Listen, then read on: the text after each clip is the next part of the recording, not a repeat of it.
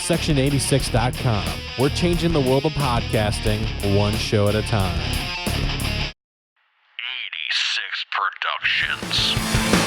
Take what you wanna take. Don't leave me here. Lasting leap years ever your fear of the one and only love. Hello and welcome to Off the Mark, the best podcast providing the most in-depth insight and analysis into the world of professional wrestling. On today's show, we have Aaron, Roger, and Doug to join Andrew as we discuss this month's View from the Turnbuckle. Aaron, we have some sad news to start out on, and what's going on with that? Yeah, so unfortunately, Big Van Vader, Leon White, tragically passed away. He had been dealing with some heart issues for a while now. He was, 350 to 400 pounds, obviously a really big guy. And they said that he had pneumonia not too long ago, and unfortunately his heart just stopped working on him. So he was one of the best big man. If you look at kind of the super heavyweights, he probably was number one, number two, if you think about all the really great ones that came through the wrestling world. So it's very sad. He was in his 60s, so luckily it wasn't a drug-induced death. But, either way, very, very sad. Yeah, I mean, I've always put Vader on one of those people that it surprised me that WWE, WWF missed the ball on him, because he was a fantastic super heavyweight. He was a big guy. He had good character. Everybody backstage said he was a great guy. He didn't die via drugs. Unfortunately, I think he kind of knew, not similar to Warrior, where he was just kind of speaking and maybe it had to be a coincidence, but Vader knew his time was towards the end. I think he said a couple of years ago, he's probably got a year or two to live. It's unfortunately we're going to do this many more times where we talk about the deaths of wrestlers, because this has been this industry. This wasn't drugs, but he lived a very tough life as far as, the pounding he put on his body. He was 60 years old. He was a big guy. Sad to see him go. Fantastic wrestler. I don't think he got the appreciation in America that he truly deserved, but he was massively over in Japan. One of the few, Americans that was actually the heavyweight champion in New Japan Wrestling. So he is a huge impact all over wrestling.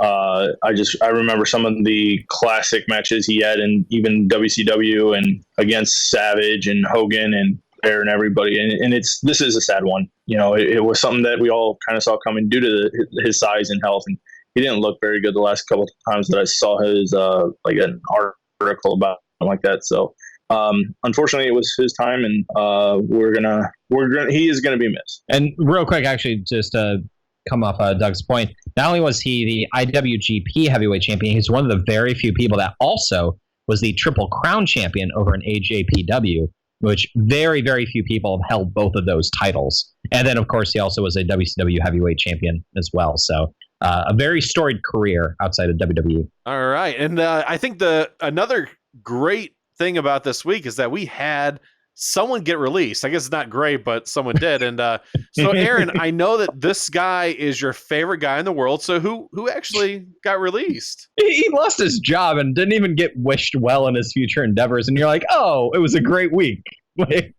Exactly. So Big Cass, and they like to cover up the C when he walks out. He unfortunately was released. A lot of issues apparently stemming from their trip to Europe. Apparently also when he wrestled the little person who was dressed up as Daniel Bryan, he took some liberties with him that he was not supposed to. So apparently he was rubbing people the wrong way, and that's it for him. So I guess, him and Enzo can form a tag team in TNA or something. That is true. In the last 2 years, it is astonishing to see how hard they've fallen. Like if you listen to like our reactions about the idea of Enzo and Cass coming up to the main roster around WrestleMania 32, we were hyped. They were a fun tag team. We were yelling their catchphrases. They were one of the best money merchant sales people. I mean, they seemed like they had a future in the tag division, and they just fell off a cliff. Enzo, obviously, his problems are well documented, and I thought maybe it was just Enzo. Apparently, Cass is also an idiot. Like, to not even undersell what Aaron said, not only did he take liberties with the little person, he then asked for permission not only with the writers who told him not to do it, but then allegedly went to Vince McMahon himself and decided, well, even though Vince told me not to do it, I'm going to do it anyway. I said the same thing about Enzo. Know your place. You are not Brock Lesnar. You are not the top guy. You are easily replaceable. You're not even that good. Now, what do we got here? Couple of failures. Later. So you're saying that he needed to learn to know his role and shut his mouth? And you can't teach that. And you can't. This is not a big loss for WWE. He was horrible on the mic. He was 10 times worse when Enzo left. The only thing he was tall. He wasn't athletically gifted. He's just tall. But to Roger's point, I'm very, very surprised that out of the three of them in NXT, Carmella is the one left standing. Didn't see that coming. Yeah, I'm surprised that she's still around. I thought she'd be the first one to go, but hey, we were wrong. Or I was wrong. Before we move on, has there ever been a team where both the guys end up being the Jannetty? Oh my gosh. I mean, just saying, right? You always ask who's the Shawn Michaels, who's the Marty Jannetty. Was Carmella the Shawn Michaels and they were both the Jannetties? Like, did we miss something? Apparently She's we a missed champion. something because she's still around and they're not. Oh my gosh. So, Doug, what did you think about the 7-star match that Omega put on? Oh, that was a beauty of a match. I don't know about 7 stars, but it was thrilling from moment one to all the way to the end. It really was a back and forth, false finish after false finish, and to see Omega finally pull it off and win the title, especially after New Japan came out and basically was saying Okada is going to be our guy for the future. He's going to be a legend. He's going to smash every record. And literally, like 2 days after that, after they make that statement, he loses the title. I don't know if it's the wrong hype or anything like that, but it definitely fooled me, and I'm definitely glad for Omega. Truly deserved it. If there was anybody to beat Okada, it needed to be Omega, and I'm surprised it took 3 different tries to do it, but the fourth time's the charm, I guess. So excellent match, back and forth and everything like that. The falls that were counted were wonderful, and definitely go out and watch it if you haven't seen it already. Yeah, I mean, I'm going to defer to Doug as far as the quality because I haven't seen the match. I've heard great things about it. To me, the thing that's the most telling is that, and this is a credit to NJPW, and when Kenny Omega won, people were legitimately happy. Like, this wasn't a situation where it was telegraphed the way that we thought maybe Roman's win was at 34, or the way it was telegraphed at 32. People were genuinely happy for this guy to win, and it just felt like kind of one of those old school moments where the guy, you know, when Daniel Bryan won at 30 or when Seth cashed in, like, you were genuinely happy. And I think that's the testament to how good their storytelling was, that we thought Okada was invincible. Like, if he would have held it through Wrestle Kingdom, you know, this year, I wouldn't have been that surprised. So the fact that it took him 3 matches, you know, I read a little bit about the build as far as the way that they structured the falls. It sounds fantastic. It really played into the history of their series together. 7 stars is stupid. I'm not even going to get into that because I could rant about that for a day. But I have no problem with it being called a 5-star match. From everything I've read, it basically booked perfectly start to finish. You know, awesome for Kenny Omega. Awesome day for Winnipeg. Jericho captured the IGWP IC title. So Omega and Jericho are running NJPW. Never thought I would say that. Fantastic. Good for Omega. I do want to see him one day in NXT. I'm not necessarily saying it will happen, but gosh, the talent over there would be great if he could come over. I don't think he would go to NXT. I think he'd go right to the main roster. I don't wish that evil on Kenny Omega. Oh, okay. All right. Fair enough. Fair enough. Yeah, I totally agree. The match itself, I think, is perfect. It is, you know, a perfect 5-star match.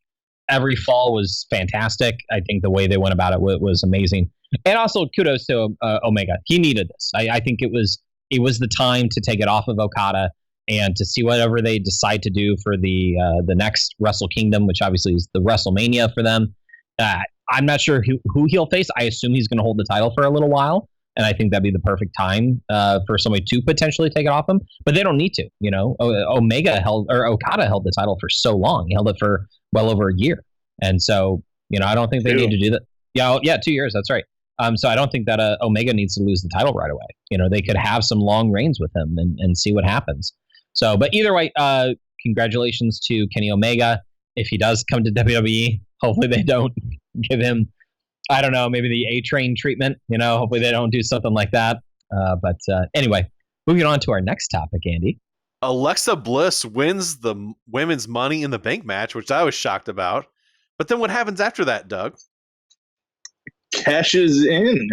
She hits Ronda Rousey, causing Ronda to win the match by DQ, but then cashes in on Nia Jax and wins the title, which, you know what? When I saw that Alexa won the Money in the Bank, I was like, wow, I'm wrong for once. This is a new feeling. It's been a while since I missed a Money in the Bank prediction, but I wasn't too surprised because it was like, that fits Alexa's persona. That's something to keep her character relevant. She can always refer back to, I'm Miss Money in the Bank. You know, I could see this being a long, drawn-out thing that she's going to make, I'm going to cash in. No, I'm not going to cash in. The fact that they had her win at Money in the Bank, cash in right away, I'm a little bit dreadful for because of the aspect of, I remember at the end of Alexa's title run, I was kind of bored of her.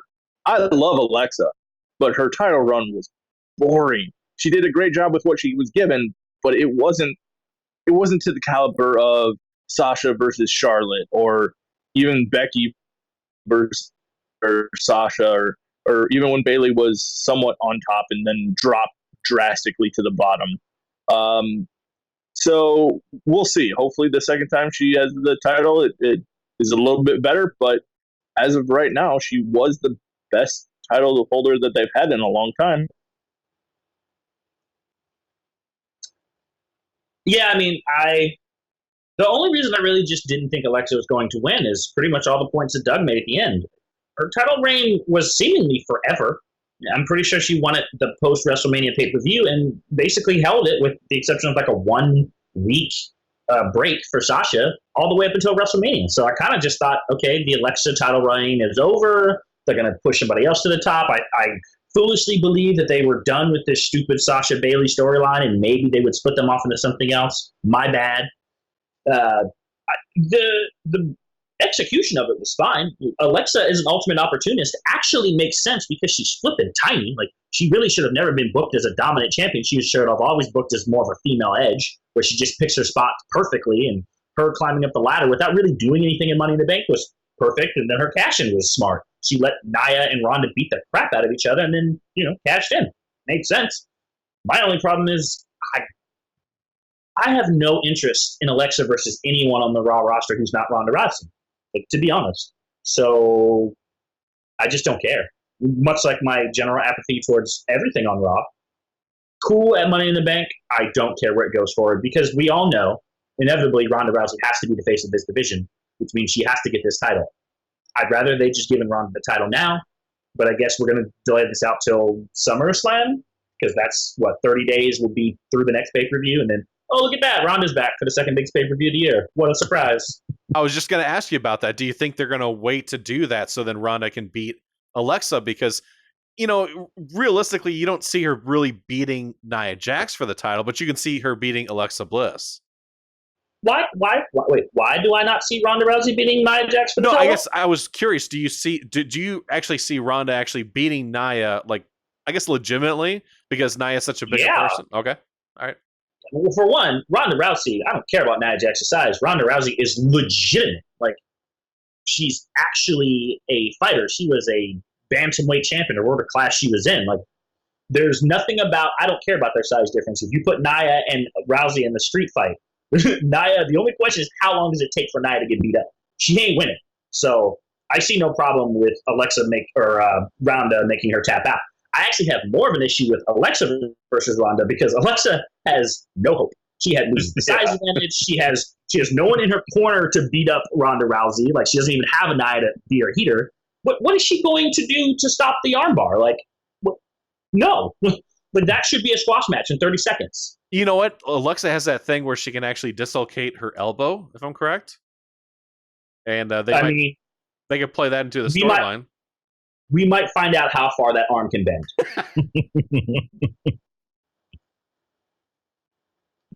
Yeah, no, I agree with everybody's points here, and it was a surprise for sure for Alexa to win, and I definitely agree. It really came. Not that Alexa was dumb, but I think that the way the writing was, because it comes down to, like, I think about the "This Is Your Life" segment. You know, I mean, I come back to that, and to be perfectly honest, even with The Rock and Mankind, I didn't find it that good. I'll be perfectly honest. It'd say like, oh, you know, like, oh, that's kind of funny, and maybe it worked because of The Rock, because of the charisma he had.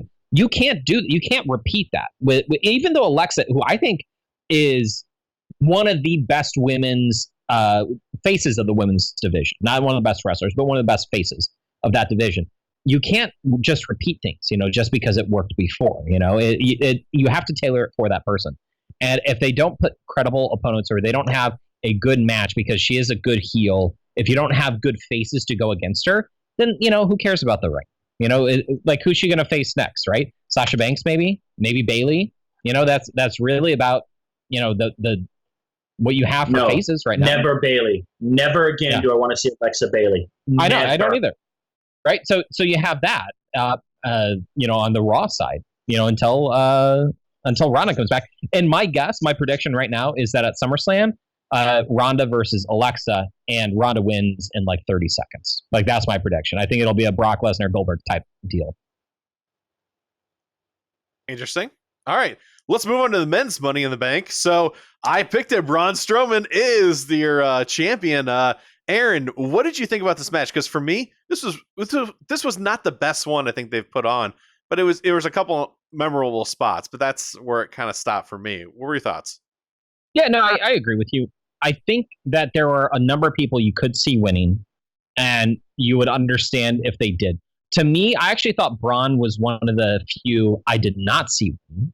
And the main reason why is because he didn't need that briefcase. He doesn't need it at all. He has a claim to the title against Brock Lesnar. You know, obviously, him and Brock had a dumb match last year, but, you know, they had the triple threat where he didn't eat the pin.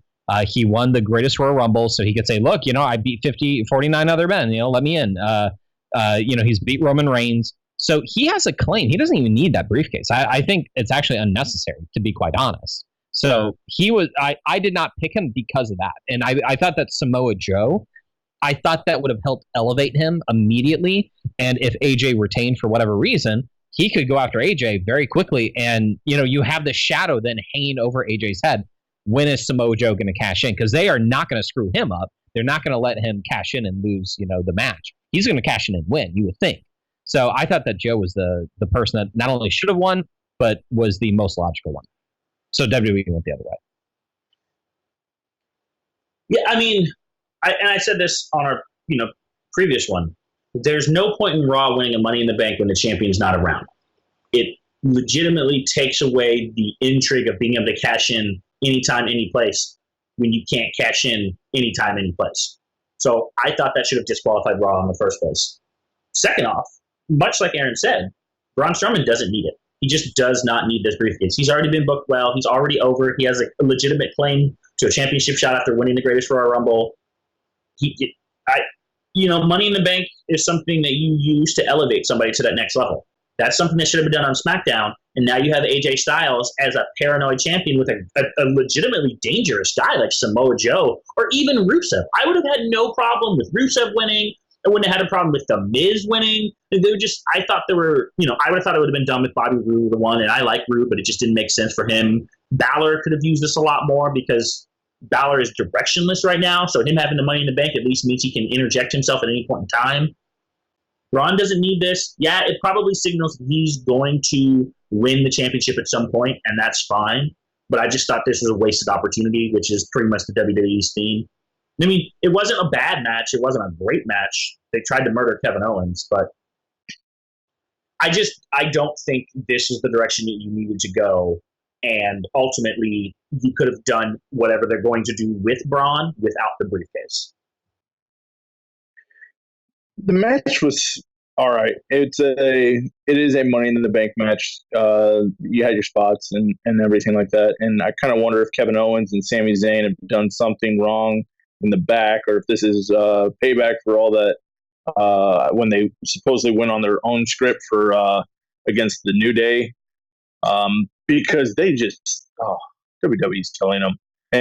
But I will say this for the Money in the Bank, this was the hardest one I think I've ever had to try to predict, because, and like everybody else said, so many of these people could win, and you would see that as a legit, oh, yeah, that works. That works too. Braun, like everybody said, it was one of those things that he doesn't need this. He absolutely doesn't need this.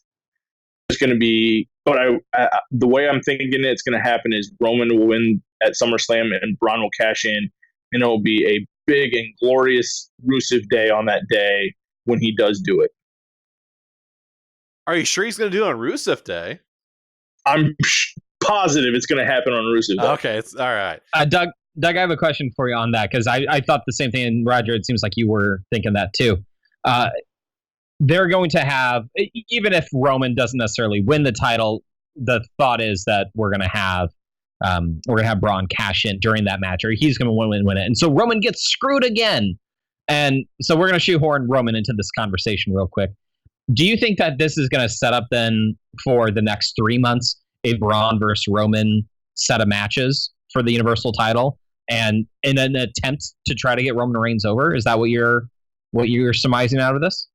I've been guessing since WrestleMania and the articles that I was reading and everything. The idea that WWE has right now for Roman Reigns is to try to build up sympathy for him, to show that he's struggled, and you've got the cage match where he really won but he didn't win, and now this and just poor Roman.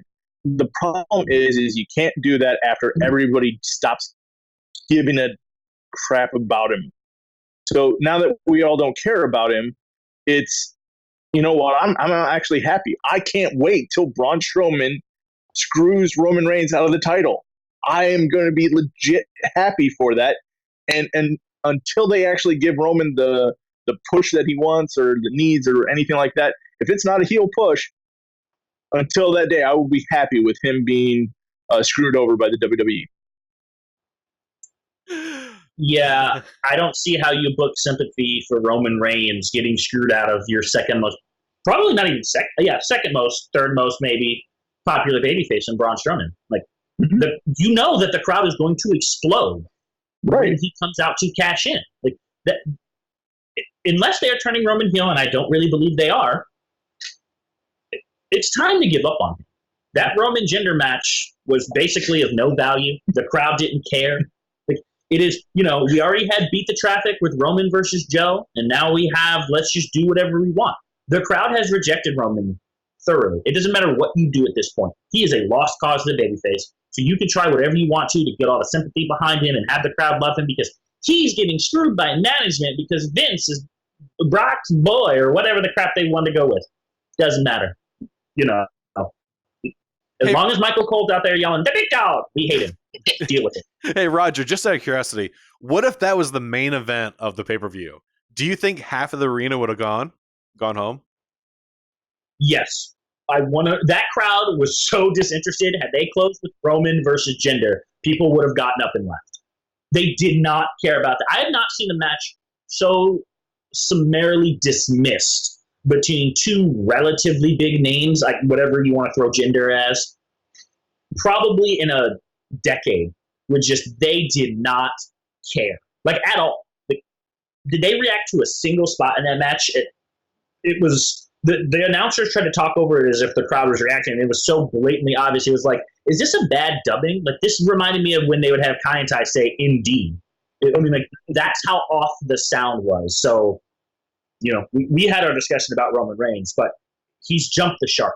So until you turn him heel, this is his future. I don't think it's going to change until he gets to the Cena level of, all right, you've been doing it for 15 years and we're just tired, and now we have somebody else that we hate more than you. The best thing that happened to John Cena was Roman Reigns. And the best thing that happened to Roman Reigns will be whatever guy we hate down the pipeline, Lars Sullivan, let's say, who sucks even more than him, and we hate him. Because until that happens, Roman sucks. I was trying to think of something else funny to say about Roman, but just watch him. Oh, that's right. The chants going on during that match were hilarious. That was like the best part about the match. But the thing is, they let that thing go on too long. I'm guessing off the top of my head, it was like at least 15 minutes. They should have cut it down to like 5 and just been like, all right, we're done. It's Chicago. Because you can't have that match in Chicago. You might be able to get it somewhere else, but not in Chicago. They're gonna crap all over that match. But I don't know why it was in Chicago. Like, in all honesty, like, do it at Extreme Rules. Do it in front of a crowd that is not nearly as hostile. It's in Philly. Chicago is a terrible. Yeah. So you don't like want to do Chicago, it Philly. Like, no.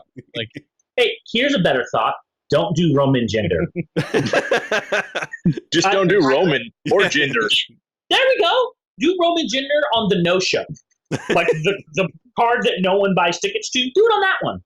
Because no one and this is the problem, is that I get what they were going for. Look, I detest gender. I hate him. He's the worst man to ever touch the championship. But I'm not going to like Roman just because I hate gender. I just now hate both of the people in the match. And you know what happens when I hate both the people in the match? I just don't care. It works with two baby faces. It doesn't work with two heels. And Roman Reigns is a heel to the fans. He just is. And it's in Chicago again. He's a heel in Chicago. And so is Jinder. So no one gives a crap about it. So they're going to chant CM Punk the entire time. All right. Anyways, let's move on to the IC title picture. So Seth Rollins retained at Money in the Bank.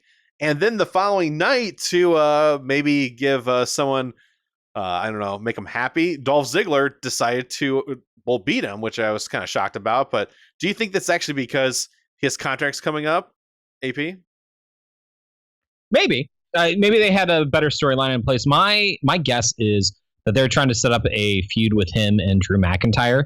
I gotta say, I've been very happy with Drew McIntyre's call-up. I think that they've done a very good job pairing him with Ziggler. It honestly is very reminiscent of Shawn Michaels and Diesel, and I know that comparison's already been made, and obviously Ziggler and Michaels has been made a million times, but it honestly feels like that. And Drew McIntyre feels like a whole new superstar. He really reinvented himself, and to see what he did in NXT and to see what he's doing now, I think it's fantastic. And I think a match with him and Rollins could be low-key one of WWE's best matches of the year. I actually think that Drew McIntyre has the capability of putting on an amazing match, and Rollins, of course, can just work his butt off to any degree. So I think that that's what they're going for right now, and Ziggler just happens to be the person to take the title off of him, and really it's going to be between Rollins and McIntyre. That's my guess. I thought Drew McIntyre was the Shawn Michaels in this analogy. Yeah, I'm a little surprised that Ziggler won. I mean, I guess maybe I feel like we talk about Ziggler's contract being up every year. Like, it's really weird how he's the only guy whose contract is always expiring. Like, he must sign the worst extensions in the history of contracts. Yeah, a little surprised that he won. I wouldn't be too surprised if he dropped it the following week. They're really hyping up that rematch. It might even main event Raw for all we know. I think the money is in with Drew McIntyre, to be honest. I think him and Rollins, like Aaron said, could absolutely tear it up. I think Ziggler, we know what he is. He's a fine mid-card hand. To me, Ziggler should be the one doing the outside interference. I think McIntyre should be the one doing the matches. Because to me, McIntyre has main event potential, whereas Ziggler is what he is. He's a solid IC US title guy who can occasionally jump up into the main event. But if you're building your show around him, it's because you're wrestling on Impact Wrestling as opposed to a main show. Because he's just not a guy you build a company around. Like, that's just, he is what he is. But fine match. I thought Elias did a great job at Money in the Bank. I hope he gets more opportunities like this because I think he's worthy of the mid-card title and maybe down the line even a main event slot. I really hope McIntyre is the one to get the larger push out of this because I've seen Ziggler win the IC title, I don't know, half dozen times. I don't think I've cared in a long time, maybe since him and Miz feuded 2 years ago. But, I hope this is really more of a step up for Rollins because he proved over the last three to 4 months, just going into Elimination Chamber, he absolutely tore it up.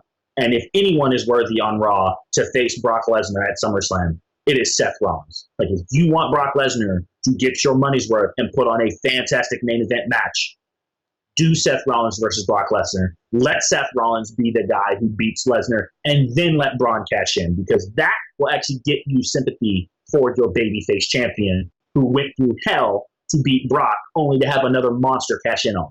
That's a good story. But do you want to have Seth actually feud with Braun, of all people?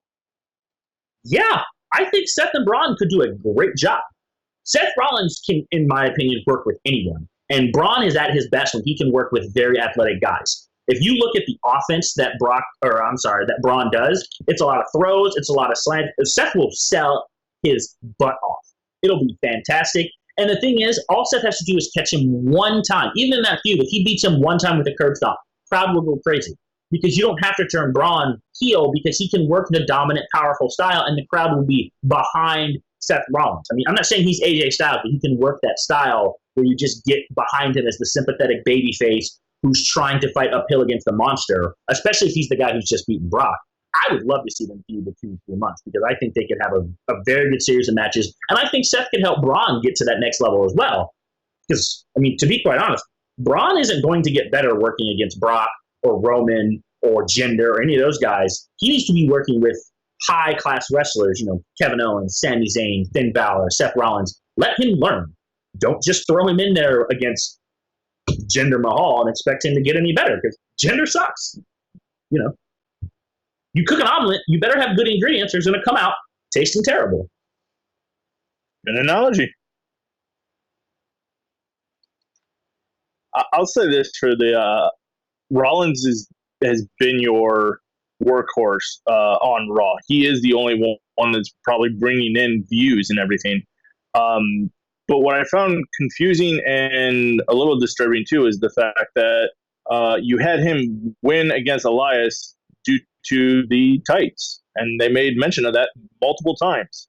So when you have this match now go on Raw, and it's like, oh, it's Ziggler, no biggie and everything like that, you get the surprise factor of, oh, holy cow, he actually won the title. But now I'm a little confused, and what are you going to do with Elias and his claim that he should get a rematch due to the tights being held or anything? And did they even address that on Raw? I don't know. I didn't get to see it. So I just think they did. I think they talked about how you got away with using the tights last night, and now it came back to bite you, or something to that effect. But it was after the fact, wasn't it? See, I just don't understand why Elias just didn't come out and say, I want a rematch because you had the tights and it was clear you had the tights. The only way you can beat me is if you cheat. But again, we get into this confusing of writing and everything, and I want to say that this is something that they're going to miss the opportunity because the main match should be McIntyre versus Rollins. I think that's a better match. Move Elias on to something else because you know what? He did a great job in the match. He deserves a good feud, a very good feud. What that's going to be, I don't know because I just don't like Raw right now. But you're going to see McIntyre, probably Rollins on Raw all the way up until the pay-per-view, and then it will be Ziggler versus Rollins. I want to say something about Raw real quick before we get into our sponsor. Okay, so Raw, I actually sat there and had it playing because I had a long meeting on Monday. I had it on mute. It was one of the worst shows I've seen in a long time. And the thing is, I've watched them in previous weeks, and they keep getting worse. At what point do you just throw the towel in and say, we have to think completely different here? At what point? When Vince McMahon loses control. Mm-hmm. And you know what? After seeing what their stock closed at recently, I don't think they care. Happen. Yeah, they don't care. It's because it's not about it. The product isn't just the individual wrestlers, and it's honestly, I don't even feel like it's the show as a whole. Instead, it's the company. It's an experience, right? You think about Disney and you think about happy childhood memories. You don't think about the shady side of Disney, some of the stuff that they've done that is not very moral, you could say. Honestly, well, hopefully they do. But with WWE, it's an experience, and that's the way they look at it. Yeah, this past Monday's Raw was pretty bad. I think before I can't tell you the last good Raw, to be perfectly honest. And yeah, I mean they don't care because they're making money hand over fist. I mean, if I could make as much money as they're making without trying, I don't really have motivation to try. I mean, I know it sounds annoying as a fan, but if you're going to pay me that much money to just sit on my butt and do nothing, why would I work harder to make? Because, I mean, that's the thing, right? I don't necessarily know that they need to do anything different. So I hate it as a fan. I dislike the direction that Raw is going. But if they're going to still make money with these 3-hour shows and people are going to throw what Fox threw at them, $1 billion essentially over 5 years, no reason to change the formula. All right, so let's thank our sponsor, HostGator. Are you a blogger or podcaster? Or are you just not happy with your web host? You need to check out HostGator.com. You're going to find web hosting made easy and affordable. HostGator offers unlimited disk space, unlimited bandwidth, one-click script installs with a free set builder, hands on the best control panel out there. Stop by today and try free demo to see how easy it is. And if you use a special coupon code OFFTHEMARK, you're going to save 40% off your web hosting packages. So what do you got to lose? Check out HostGator.com and take a bite out of your web hosting costs. Also, make sure you check out Section 86's Off the Mark page. Click on the banner at the top to save big on items from WWEshop.com. So, Aaron, you have an interesting topic, and I actually agree that we need to talk about this. NXT call-ups, successes, failures, and we're not sure yet. So I'll start off with you, Aaron. Who are some of these successes from NXT? Yeah, so I thought it'd be kind of interesting for us to talk about what has happened with some of the NXT calls, because there's a lot of people that end up getting called up, or you look at them in NXT and you're like, oh, we got to call them up right away. They're going to do so great on the main roster. And then some of them do succeed, and then some of them have, floundered, failed, and been kicked out of the company. Big Cass and Enzo, obviously, being a couple of them. But so some of the successes, just to kind of point out a few, obviously the Shield. The Shield were in NXT for a number of years. Some of the champions we have, Kevin Owens, who was an NXT champion, same thing with Samoa Joe. If you look at the women's side, you have Charlotte, you have Sasha Banks, who are also successes. So they came up and they did very well. And I think that there's a theme for some of them that have done well, which is they weren't just over in NXT, but they were so over that you couldn't fill up their buckets of being over anymore. All right, they were overflowing with how well they were doing there. And so they got called up to the main roster where they had storylines planned for them, where they had, hey, here's what we're doing with this person for the next 6 months, and then we'll see where to go from there. And they get into high-profile feuds right away. So you take a look at Kevin Owens. His first feud was John Cena. There's nowhere to go but up for him, right? So that was him. You had Samoa Joe went with Rollins. Obviously, Rollins, Reigns, and Ambrose with the Shield. You had that aspect of it. You look at the ladies with the Women's Revolution. So I think that's one of the things that they did really well as far as the successes go. Now, some of the failures, and Roger, I know you've been critical of some of them that have gotten called up. What would you contribute some of the failures to? And I know that there's a list that you could probably pull from, but what do you think is the biggest failures, and why are they failures? Okay, let's see. Biggest failures off the top of my head, Bo Dallas, just misuse. I mean, that has been their biggest problem, is that they have not understood what made the character successful. I mean, maybe the biggest failure coming up was that whole class with Bayley, Paige, and Emma. Like, I cannot believe that they completely destroyed all of them. Bayley was probably the most over genuine baby face this side of Sami Zayn that you ever had in NXT, and they managed to screw that up. I don't want to say Sami Zayn is a failure, because while he hasn't won any titles or any feuds, even to my knowledge, he's at least got a consistent spot on the card. Neville, I don't know how I felt about how they used him, because he should have been much more over, but once they finally gave him the King of the Cruiserweight gimmick, he did a fantastic job in that role. The Revival, I can't even understand how they went from putting on the best matches that we've seen in tag team wrestling over the past 10 to 15 years to nothing more than a joke of an afterthought. Apollo Crews was never given a chance to even get, out of the starting blocks. I mean, and honestly, the list can go on and on for the people that they failed with. But the biggest problem is that the main roster creative sucks. I mean, that's too much talent that should have been used properly, while people who don't deserve the spots they were given, like a Jinder Mahal, not that I need to rant about him very long, were given these opportunities instead of people who were far more talented. Now, I'm not going to say everyone that came up was a failure, because I think you have some good success stories. Rusev, Baron Corbin, obviously Kevin Owens. Though I would say something about Kevin. If Finn Balor doesn't get hurt, is Kevin even the Universal Champion? I'd say so. Ooh, that's a good question. Because that was not the plan. It was clearly to be Finn Balor's championship, and then he got hurt. I don't think Finn was scheduled to lose it to Kevin Owens. Maybe he was down the road, and they just accelerated that time frame, but I doubt it. That's just my personal thinking on that one. And to be quite honest, outside of the year on SmackDown where Kevin Owens was given the spotlight to feud with Shane McMahon, he's kind of been pushed as an afterthought on Raw. IC champion, US champion. He beat John Cena once and then tapped out to him, I think, twice in a row. And then, really, other than that, for the most part, he looked like Roman's, personal punching bag. Him and Jericho had a fantastic feud, but again, most of that happened because of Finn Balor's injury. And But now he's- Kevin's back on Raw. He's in high profile feuds though. That's I think the big thing, right? When you look at somebody like Apollo Crews. Is he on Raw high profile feuds, or is he on high profile feuds when he was on SmackDown? I think both. I think that the feud with Jericho was a very large one. That was a very high profile feud when he was on Raw, and you then obviously was on SmackDown, went back to Raw, and you take a look at what he's done so far, and they're putting him, even with Braun Strowman, with what they've done with him, I would argue that they're putting him in a spotlight to make sure that you know who he is, that you're aware of him, and that you know that he's conniving and he is a dastardly heel.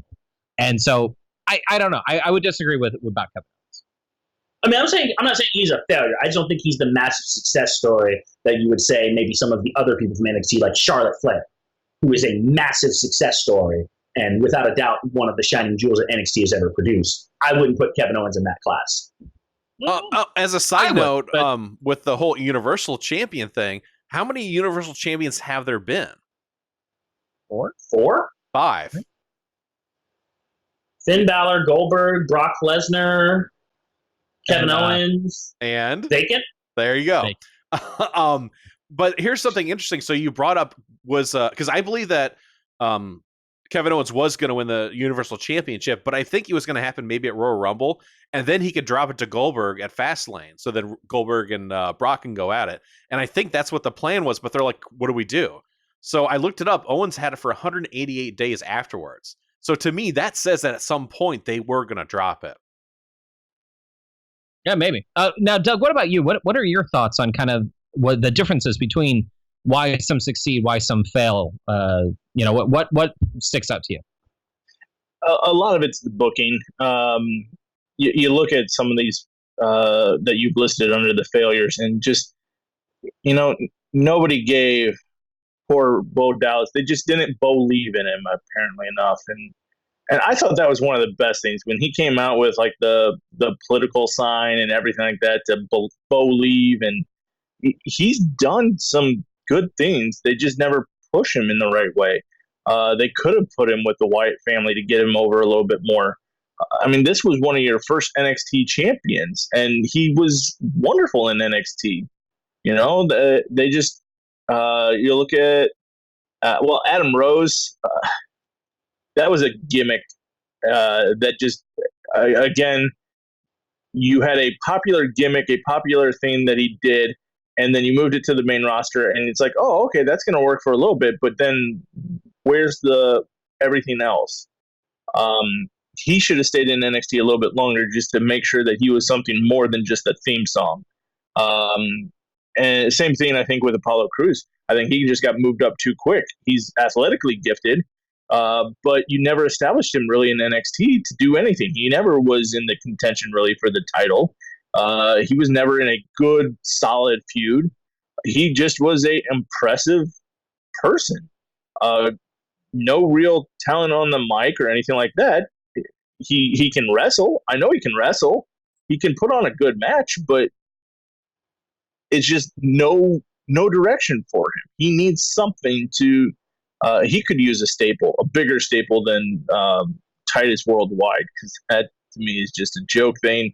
And I think that's the problem with a lot of these NXT call-ups is when you have so much talent. Sometimes when you are that little fish in a big pond, you're just going to get lost in everything. And they don't push anybody. They don't have anything to do with them. I'm afraid for AOP right now just because what happened with them? They got called up. They were supposed to be in the Money in the Bank tag team ladder match, but when you canceled that, now all of a sudden you don't have them on NXT. You don't have them on TV. Sanity just debuted. So where's AOP? And how long is it going to take them to get back onto the main show? There's two guys that have great talent. Maybe not a mic skill. Like I can understand if Paul didn't want to do the full Raw schedule of everything and travel and everything. So, but you're going to need to find them some kind of manager to speak for them. And kind of a Paul Heyman type person, and maybe that's what you do with some of these people, like Xavier Woods. He is I'll give him an okay. He's gotten a lot better in the actual wrestling, but he's wonderful on the mic. Some of these people that have talent, doing promos and everything like that maybe the wrestling and they're not so big. Give them something to do like a Xavier Woods, and then they can start wrestling and start making everything and doing good matches and make themselves that way. But it all comes down to creative. If they don't have an idea for you, you get put to the back burner and you don't get any spotlight, you don't get anything there, you're not going to have any fan support. So if American Alpha, right now, unfortunately, injuries, I think that's a big thing with like the Revival. You almost have to put them as a failure right now just due to the aspect that they've done nothing, unfortunately, injuries. But then when they came back and now it's like they're not injured anymore, creative doesn't have anything for them. We're just going to have you run out here and do a gimmicky little thing and move on. They're not succeeding where they succeeded in NXT. And I think something they might want to consider is just leaving people in NXT just so they can be successes in NXT until you start retiring or getting rid of more people on the main roster and you need to have somebody be pulled up. Just leave them there. Question for all three of you. Can you think of any tag teams that have succeeded from NXT to the main roster?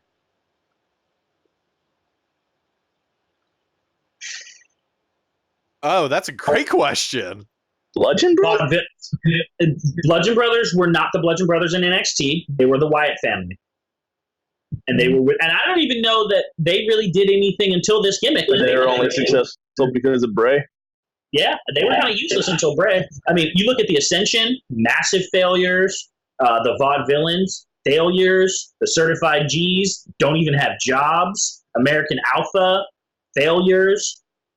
Failures as a tag team, and they're starting to do their own thing there. But yeah, Chad Gable is unfortunately probably reduced to jobbing. But yeah, I mean, maybe they're the most successful. The Revival, I think we could argue they're failures. Authors of Pain. The tag teams do not succeed when they come up to the main roster. They probably had it the worst of the NXT call-ups because they either get broken up too soon, like Enzo and Cass have no business breaking up, or they have no direction. Like, is there a tag team storyline on either show right now? No. But and that's because Vince hates tag teams. I mean, he really does, because he doesn't see the money in them. He sees the money in them breaking up and then getting back together and then breaking up again. I would say that Enzo and Big Cass, they were successful because they were in big storylines consistently. Even when they broke up, they were in big storylines. It's just that those two were kind of idiots in what they had done. But I do want to just real quick, and guys, please correct me if I'm wrong. We were at the Raw after WrestleMania 32, and there I felt like when Apollo Crews came out, I felt like his pop was oh, that's kind of cool. Like, yeah. But it was not like Enzo and Cass's pop was huge. That was a massive pop. When they came out, everybody was cheering. Whereas Apollo Crews, it was like oh, hi, cool, thanks for coming sort of thing. I mean, am I misremembering that, or what do you guys think? No, and from what I remember, I don't came out. I thought he was shown on the big screen first. Andy, what do you think? I thought they said making his debut backstage. No, it was the Vaudevillains they announced were going to be coming to SmackDown or something like that. No, I remember that. They put a screen up for Apollo Crews saying coming up next, Apollo Crews.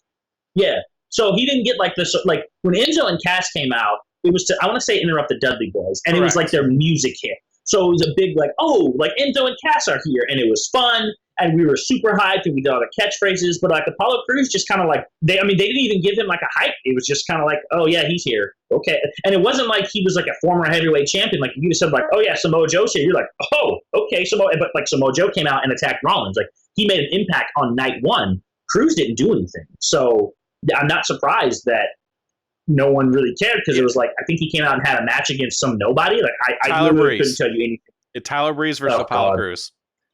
It got a 1 1/4 star, just to let you know. Yeah. So, no, I don't I think he got a pop of like, oh yeah, if I watch NXT, I know him, but I don't really care right now because you haven't given me a reason to care. And I forgot about this. New Day retained. I thought it said that New Day won the tag titles. I was like, what? But yeah, they retained against the League of Nations, and I think they ended up breaking up. I don't know if it was that day or that's the day Barrett got not fired but let go. Yeah, they attacked him, right? Yep. Mm-hmm. So my question was, and you had answered, it was, was the pop even there? And I didn't feel like it was. And, obviously that goes a little bit to booking. And, Doug had very eloquently said, that they just did not have anything for him. And, there just wasn't something there, for Apollo Crews. But there are a few other ones, though, too, that I feel, I don't know, maybe I expected more, but I think about Ty Dillinger. Like Ty Dillinger, Doug, do you have an idea of what went wrong with him? He unfortunately kind of got the Adam Roche treatment. He had a great gimmick in the 10, but that thing died, and then they don't. Ty never. He does not have the size. He does not have the athletic ability some of these other people are doing. I love Ty Dillinger. His match versus was a huge surprise to me. That was the first time I saw him, and the fact that he could actually hang with Finn Balor. Of course, I think Finn Balor brought out the best in him. But to know that he has that kind of talent, but because he doesn't have that size, and the only thing he has is the 10 thing going for him, Vince ain't gonna push. That's all that's gonna be. He's gonna be fanboy love, but he's not gonna get any kind of push. And I mean, and that's one of the things I fear for, like, Chris Hero or Cassius Ohno. If he ever gets called up, he's going to probably fall in category. I know you hate that, Andy. You hate that. I don't think he's ever going to get called up. I think he's going to stay at NXT. That's true too. And I agree with Andy. And the thing is, that does upset me, but I think he's protected down there, because if you put him on the main roster, you have to deal with psychos that decide to throw stuff at Paige's face in while she's in Chicago. You're going to have that same problem with Cassius Ohno, so I don't want to see that. Not my thing. But yeah, he's one of those guys that I know will never come up. It would be kind of cool to see him wrestle in WrestleMania for some reason, like in the Andre the Giant Battle Royale. But I think that's the extent of where he will be, unfortunately. But one thing, we talked about it. By the way, you forgot, Aaron, that Jinder Mahal was in NXT at one point. Because, was he? Yes, because Seth Rollins beat him in order to become the first NXT champion. That is true. So literally the biggest failure of all time from NXT. Almost the first champion. Oh yeah, he was close. He might have been the first champion, but yeah. Once again, proving that NXT knows what they're doing more than the main roster. Let me say this about Dillinger, because I do like him, but I disagree that he was a failure, because I think he hit his ceiling. I don't think Ty Dillinger was ever going to be more than what he is now. I always thought he was very similar to Zack Ryder in the sense that he's a good wrestler. He has a decent look, not a great look. He's not particularly big. He's not particularly tall. He's got okay charisma, but he's not special in any area. Like, if you take away the 10 gimmick, does he really do anything else that's noticeable? Like, I remember Ty Dillinger before he was the Perfect 10. He was the guy who Jason Jordan left in their little tag team, and he was kind of just a nondescript wrestler. And so I liked Ty, but I thought he was always going to be the babyface that we like, who you use for heels to get heat on. He always should have a spot in the Royal Rumble every single year at number 10. I always thought they should have given him the master of the countout. I thought that would have been a fun little gimmick for him to do. He's trying to win everything by a count of 10. But I thought he hit his potential pretty much when he beat Eric Young in the cage match. I was like, okay, this is your ceiling. He should never be your heavyweight champion. He probably realistically shouldn't even be your second-tier champion. He's a European champion type guy, a television champion, a hardcore champion, maybe a low-end tag champion. So I don't consider him a failure, because I thought his potential was, he was a third to fourth round draft pick. He was not the guy that you drafted and said, this is a franchise cornerstone. This is the guy who's like, he's a solid role player. And I don't think there's anything wrong with that. But when I look at disappointments, I don't think Ty Dillinger is a disappointment. I would even argue he's one of their better success stories, because he was going nowhere. And they gave him a gimmick that worked perfectly and got him to the main roster. And his chants are still one of the most over things on the roster. I would say that's a absolute plus sign for both the main roster and NXT when it comes to Dillinger, especially considering some of the other guys who have not done well, who should have done much better. I would agree that there's people that should have done better, but I would say that Ty Dillinger, the problem is that they called him up, and then he was on like probably 3 or 4 SmackDowns, and then completely went away. Like they did absolutely nothing with him. And I can't even tell you the last one that he's been on. I can't. And it's really unfortunate. Nakamura. Yeah. But I don't even know when that was. You know, like 2 weeks ago. It was before Last Man Standing. Yeah. But either way, like he's like almost not there at all. And I agree. He'd be European champion. You know, that's definitely where his ceiling lies. But but there are some other ones though too. You know, and I think that there are a few that I'm unsure of. Which I look at somebody like a Bray Wyatt or a Rusev, and Bray Wyatt, who's a former WWE champion, but the years that we've seen of him, I don't know if he is a success or a failure. And same thing with Rusev, because I feel that there's a lot that they've done very incorrectly, or even Finn Balor. That's another one that I'm a little. Are they writing good stories for them? Are they putting him in with good antagonists? Do they have good dance partners for Finn? And I feel like they don't. I feel like that Finn is floundering, very similar to Ty. Now Finn has way more pluses in his column than Ty does, but he's very much that. What are they even doing with him? What is his storyline? What feud does he even have? And he's just getting thrown into multi-man matches. I'm assuming he's going to be thrown into that multi-man match for the number 1 contender spot, and that'll be it. But nothing else for him. To your point about Bray Wyatt, I will say that if we're going to consider Kevin Owens a success because he's been consistent in high-profile feuds, Bray Wyatt has been by default a success because he's been consistently in high-profile feuds. Prior to basically his tag team, he was always feuding with either a main eventer or a super upper mid-card. The feuds are stupid, but it was Randy Orton feuds. I mean, if you look at pretty much every big name on the roster, he's feuded with everyone. John Cena, Randy Orton, The Undertaker match at WrestleMania. I think he's had a feud with Seth Rollins. I can't remember, to be quite honest. I know he had one with Dean Ambrose. I mean, he has Finn Balor. He's had one. So if we're going to say staying in high profile feud, Daniel Bryan, I think at one point in time, right before WrestleMania 30. So if Owens is a success, Bray Wyatt is most certainly a success because he has feuded with way more big names, in my opinion, than I would even argue anyone who's ever come from NXT, who's not Seth Rollins, Roman Reigns, or Dean Ambrose. All right, yeah, I would take that. I would. That's a very sound logic there. One thing about all the successes, like there's 2 on the list that I did not think they were going to be successful when they came up. I'm like, they're going to fail, and that was Alexa Bliss and Carmella. I really thought that they were. I thought Alexa Bliss was not ready. I thought she was really green in the ring, and I thought Carmella was just kind of there. There was nothing special about her, and ironically, they're the 2 women's champions of all things. Wait, when you say you thought Alexa was going to fail, did you mean that you thought she was going to fail as in the company wasn't going to get behind her? No, I thought she would just suck. I thought that she would just suck, but she has slowly improved over time. And Carmella, I can't say that for because I don't think she has. She just has. Her mic work is a lot better, but I think the reason why Ellsworth even came back was because they needed someone with her, and I think they noticed that, so they're like, "Hey, let's go ahead and have him come back." And I think that's the real reason why he's back now. But everyone else, I knew they were going to do good.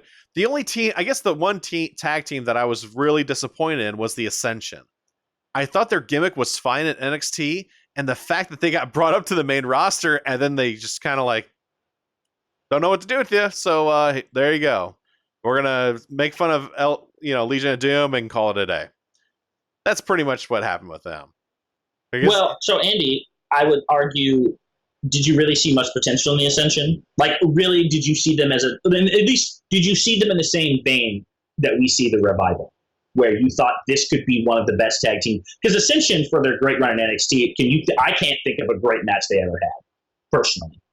Not a great match, but they were entertaining, and the crowd was always behind them, and I bought into it. I was really excited whenever they came out. I'm like, all right, here's the Ascension. They're going to come out and beat these guys up, and that was about it. But they were entertaining, at least to me. Okay, question for Question for everyone: who's your biggest disappointment? And I guess let's just say, so we're not negative, who's your biggest success story? Success, I'll just say Seth Rollins. Just right off the bat, Yeah. Seth Rollins is the biggest success. For failure, I would have to go and just say Apollo Crews. I think he's the biggest failure, unfortunately. Rollins for success by far, and then I would say Ascension. I mean, they were just trashed on commentary. They got destroyed by the New Age Outlaws and a bunch of other old timers, and they were made fun of the moment they came up. So they didn't have a prayer. They didn't have a chance. Definitely Rollins for biggest success. I'm actually going to go with biggest failures. I think is Bayley. Just how over she was in NXT. It really seemed like she had nowhere else to go but up, and they've just I don't know where they lost that one. Biggest failure is Bayley to me as well. I agree with that 100%. She was her moment of beating Sasha at Brooklyn 2 was one of the most heartfelt, Kenny Omega type moments where the whole crowd was happy for her and people were genuinely behind her, and all they had to do was not screw it up. And I will give Aaron his credit. He said they will screw this up on the main roster, and sure enough, they did eventually. I'm going to disagree with you guys on success story, and I only say it for one reason. Seth Rollins, from the moment he showed up, was pushed as part of the Shield. I don't think anyone was really that surprised that he became a success story, other than the fact that I guess 31 was a surprise. I am more or less going to go with the Charlotte Flair success story because she got women's wrestling over to a point that I didn't think it was going to happen. I would have never guessed that at WrestleMania 32, the women would have had the best match of the night. I would have laughed at you in the face. And yet they did, and I don't think it was even close. She's been in main events. She's done the Hell in a Cell. They've done the Iron Woman. Even if that feud wasn't the greatest feud, they obviously did Charlotte Shasha too many times. I say Charlotte, and really that whole women's division, Charlotte and Shasha, when Bayley was doing very well, Becky being the first SmackDown champion, that's their number one success story because they took the women from divas, where we just didn't care, to we actually enjoyed the women's matches that they put on, the Money in the Bank and the Rumble and opportunities for Asuka and people like that, and Ember Moon. So I'm going to say their women's division as a whole was a success, but that's probably because they had Charlotte Flair. I don't know if they do that without her. To Roger's point, and the fact that women's wrestling now is at a whole new level and high. They just had the house show in Peoria, and people are legitimately mad because there was absolutely no women's match whatsoever, even though there was an advertisement for one. And I mean, vocally going out and messaging and tweeting and everything. Also, that Strowman wasn't there, even though he was advertised too. But it was more the fact that there was absolutely no women's representation in Peoria. Was it Peoria, Saudi Arabia? Yeah, that's what I was wondering. Yep, and Doug, will you ever go to a house show if you have to pay for it? No. Will you go pay to watch the White Sox in batting practice?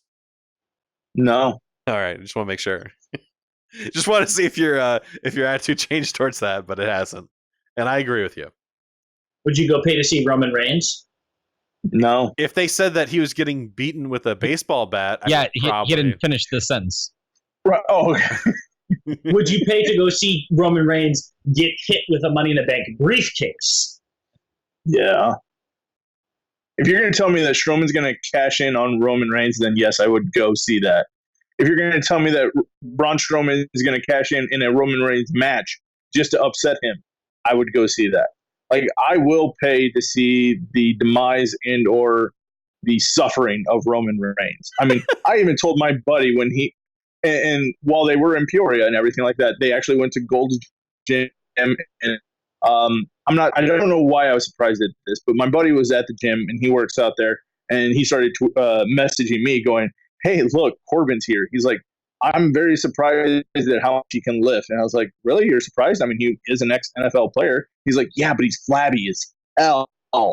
So that was kind of funny. But then he said that there was a large crowd of people just waiting for wrestlers to either go in or exit. And apparently Finn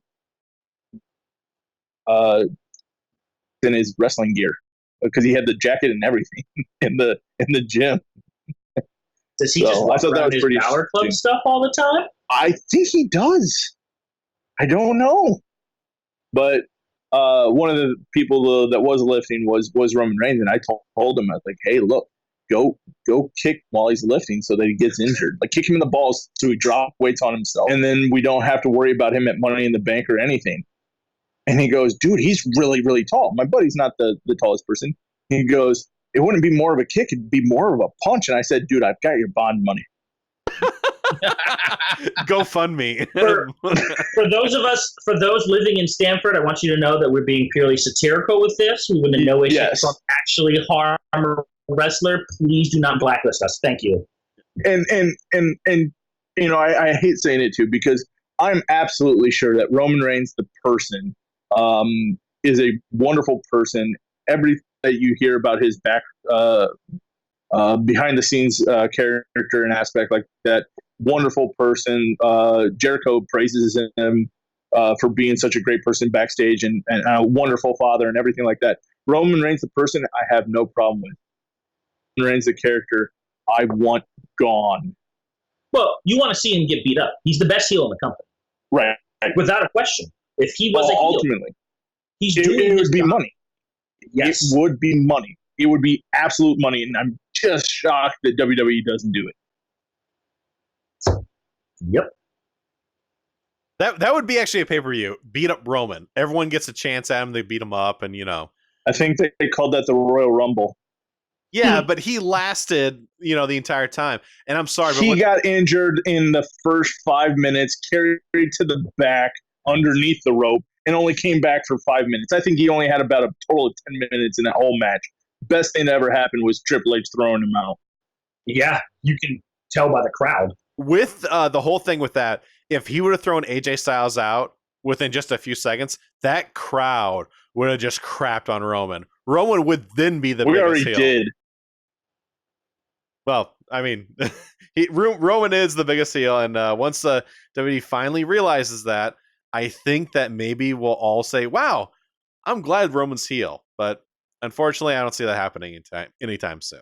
And that's all the time we have for this month's show. If you're into the Twitter, you follow the show at OffTheMark86. I want to thank 86 Productions for hosting and any of the podcasts. And I want to thank all of our listeners for taking the time to download and listen to the show. And for Doug Hahn, Roger Caven, Aaron Hughes, I'm Andrew Hughes. And until next time, we'll see you in the ring.